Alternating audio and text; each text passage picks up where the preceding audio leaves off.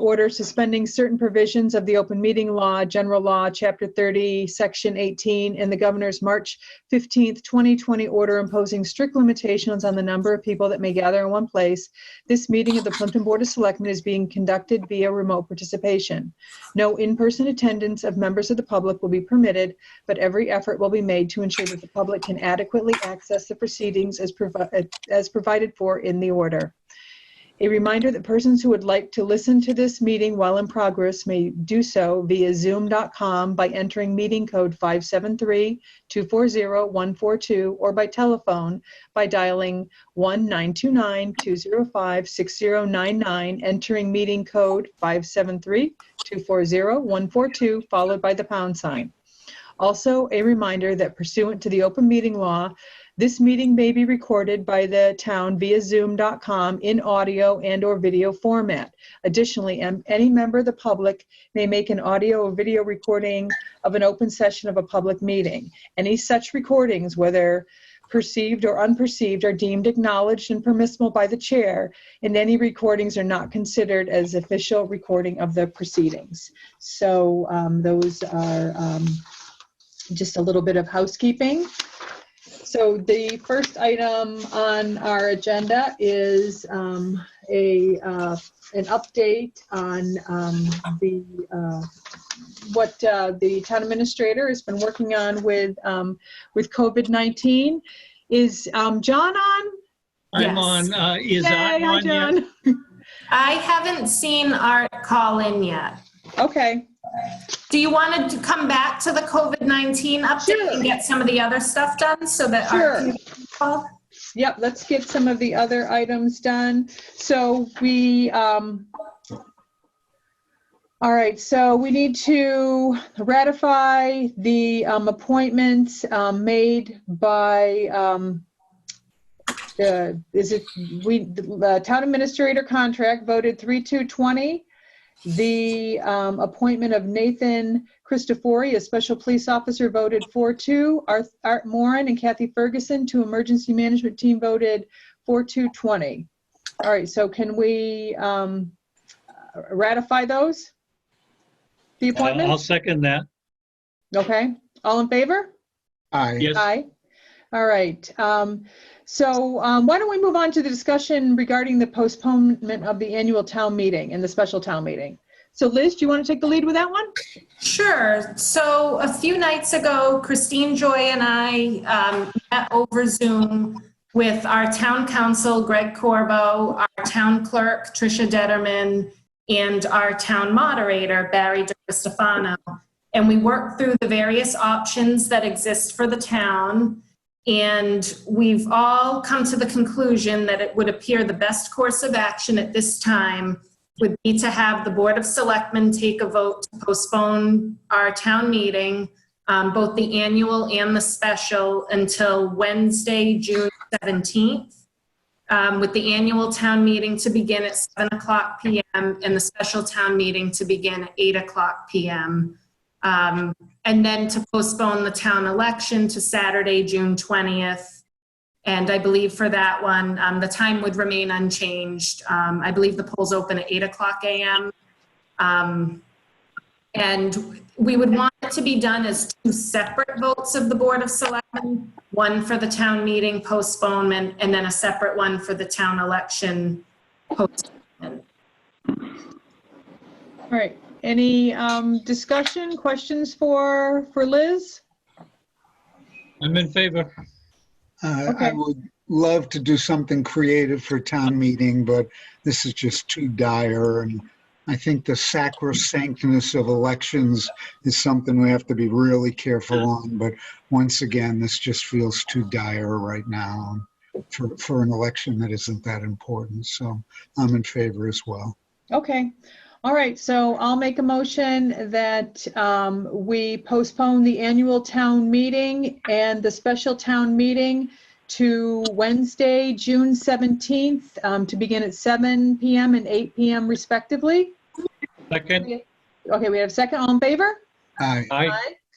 All right, I'll make a motion that we postpone the annual town election from the 16th of May to Saturday, June 20th, with the normal, with the hours to remain unchanged. Do we have a second? Okay, all in favor? Aye. Aye, okay. So hopefully that gives us enough time that we can have a normal town meeting and election. No town meetings during the summer. No, that would be bad. And this still gives us time before the end of the fiscal year. So this would be advantageous. Hopefully we can keep this schedule.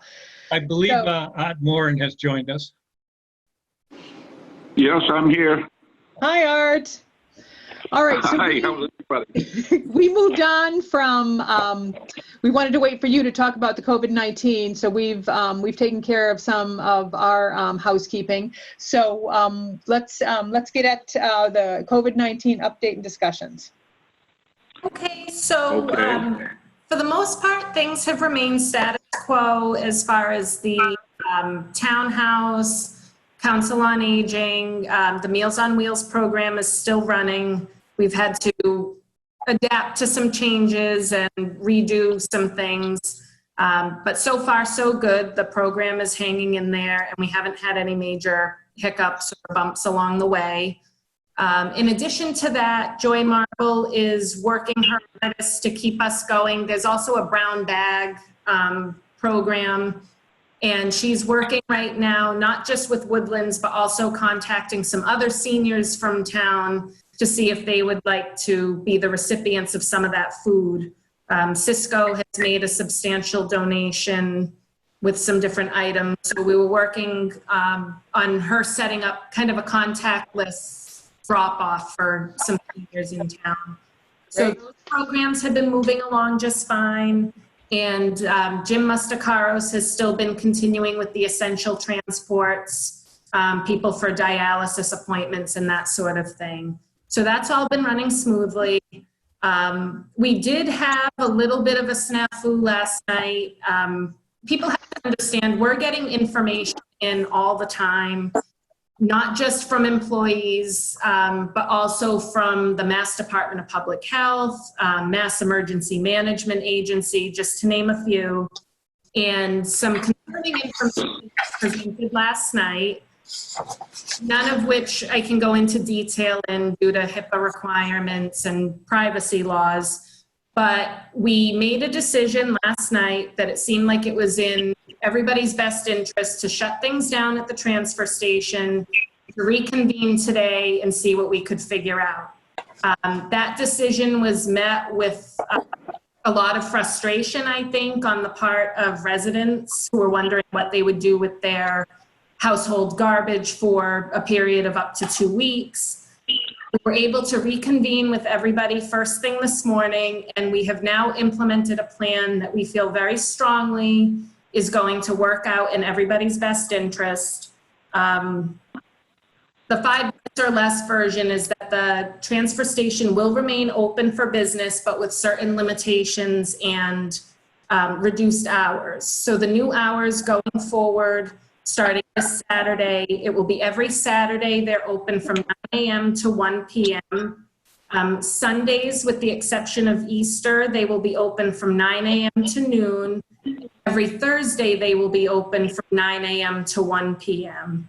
And in addition to that, they will only be taking household bagged trash. They will not be accepting recyclables of any kind. And as was stated a couple weeks back, we have suspended temporarily the program with the returnable bottles and cans to be invigorated another day, hopefully soon once we get past some of this. And the transfer station office will continue to remain closed. So people rest easy, the transfer station is staying open, nothing to panic about, and people will still be able to dispose of their trash. You know, we'll be open 3 days a week. Normally we were open 4, so it's a reduction of 1 day, and we did reduce the hours somewhat.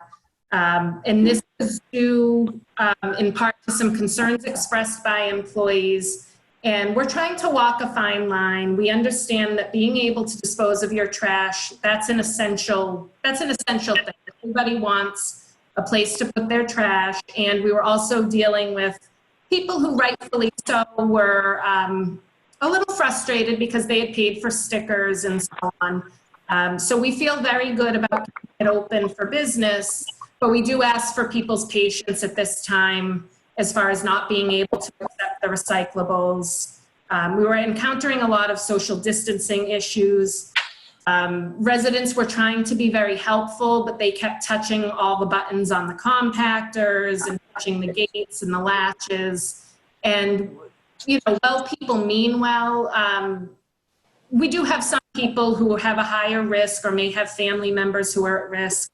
And it's just a very uncertain time for people. So we're trying to walk a fine line between being able to offer the public the services that they've come to expect and that they deserve to receive, while at the same time being respectful of our staff and their families during what's become kind of a scary time for people with a lot of uncertainty.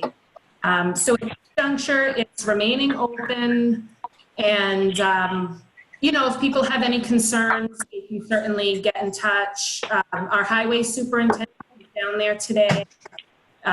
He's been taking kind of an active role and will continue to in making sure that day to day, everything there is functioning optimally. We are going to need waste management to come in and empty some of the receptacles and replace them probably more often than what they were doing in the past, because we're converting to the open top system for the disposal of trash as opposed to the compactors right now.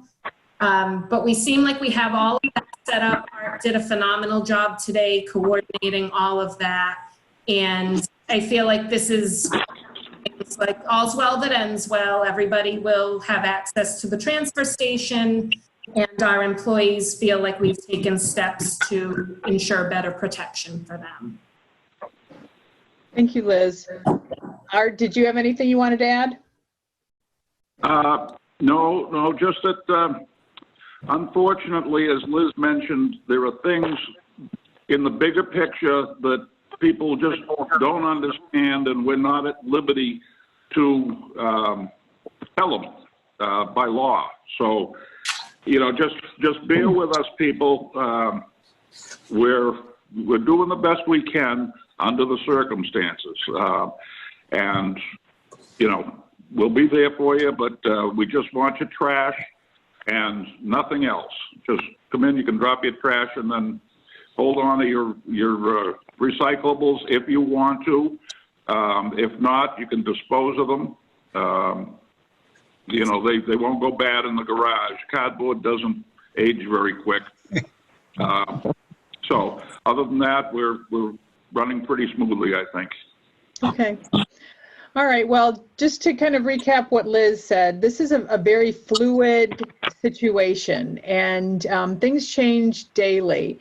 And I know for the town, for us, public safety is always paramount. And I think we always try to keep that in our mind when we make decisions. And so I appreciate your flexibility with this and working with residents and coming up with a solution that works now. Hopefully we can continue with this arrangement. But things do change, and I think people just need to be aware that this is a very fluid, unprecedented time for us. So anything else on COVID-19? Yeah. Go ahead. I just wanted to add that yesterday I was notified that we have 2 additional test positive cases in the town. So right now we're up to 4 cases. No additional cases came in today. Let's hope not, but I wouldn't count on it. I spent all day yesterday involved in communication with VNA and DPH and all kinds of stuff. And I don't have a great feeling right now. I don't think in Massachusetts, we've hit the top of the curve. And it just spreads far too easily.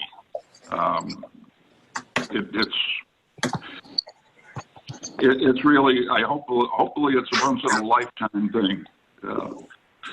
But we will, I'm in touch with the emergency management director as soon as I am notified by DPH of a new case in town.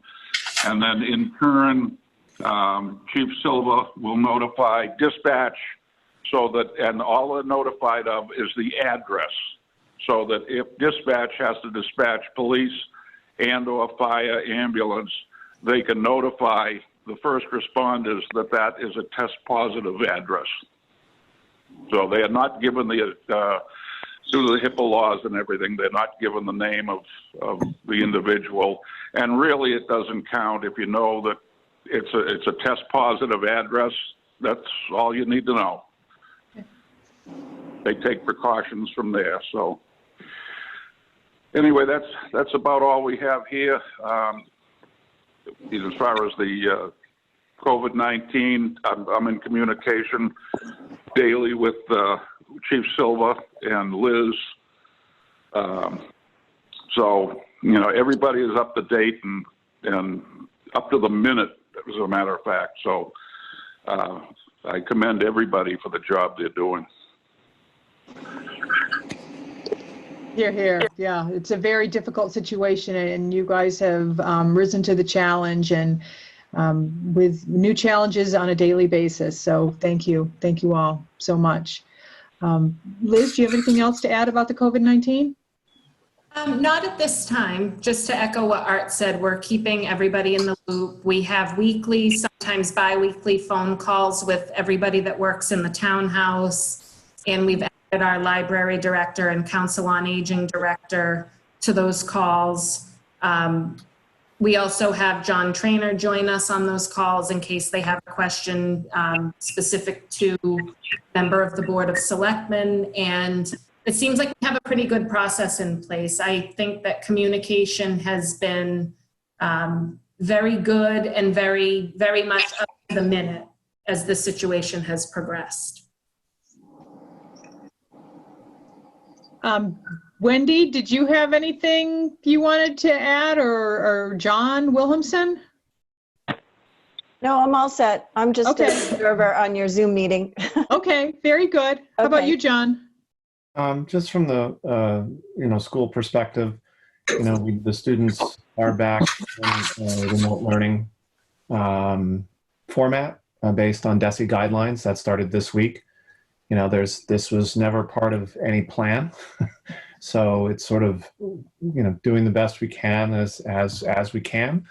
And at least at this point, the plan is to follow the existing calendar and to continue to have a school break, which would be a week and a half from now. And then school would end on the 19th of June.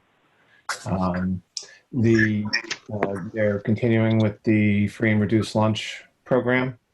And the hope is to provide perhaps a heavy bag on the Friday before vacation to help folks get through that week of vacation where we wouldn't normally provide a school lunch.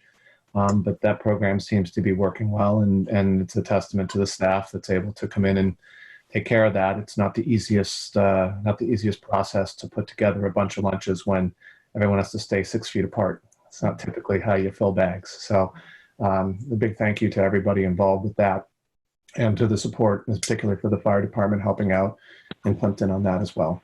So, everything continues along, lots of new territory here. And we just react as best we can, and talk about a first semester of significant trial for Dr. Peru. I don't think anyone would have expected this to be your first time as a superintendent and have all of this stuff to deal with. So keep plugging along. Thank you for that update. Good I'd to hear like so many to, good things are happening. Christine, I'd like to recommend, there is a video on the Dennett Elementary website of the teachers, which is worth watching. It's great. Oh, nice. Very good. So it's a link on the website? Yes, on Dennett Elementary, not the Facebook, but the actual website for the Dennett. Okay, great. I'll have to check that out. I haven't seen it either. John, Mark, you guys have anything that you wanted to? I'd like to approve the minutes if it's okay from our last meeting. Yep, the 4-2 minutes? Yes, Okay. if you've had a chance to look at them and have any correction. No, I thought they looked good. How about you, Mark? I had one minor thing, which is on the first page, the next to last paragraph, the last sentence says, due to privacy requirements, no further information will be provided. I think that would be better written, due to privacy requirements, no further identifying information will be provided. Great, I'll make that correction. Okay. All right. So I'll make a motion that You we have accept. mine? Oh, I'm sorry. No, I never saw yours, Bree. All we're missing is, I think, the 26th. March I 26 minutes. sent them on Monday when I went into the office. I was there for quite a while. Kind of I caught didn't everything up on receive them. No, none of us got them, so we'll hold those for next time. So I'll make a motion that we accept the April 2nd meeting minutes from open session with the amendment that was made by Mark. Do we have a I'll second? second. All right, all in favor? Aye. Aye. Aye. All right, so that's the minutes. So we'll hold the minutes from 3/26/20, the open session. We'll get those from Bree. And then I think that is everything on our agenda, I believe. Christine, Yeah, just very briefly, and not to belabor a point, but back to the transfer station situation. I think we, town government, took kind of a tough hit on that, a public relations hit.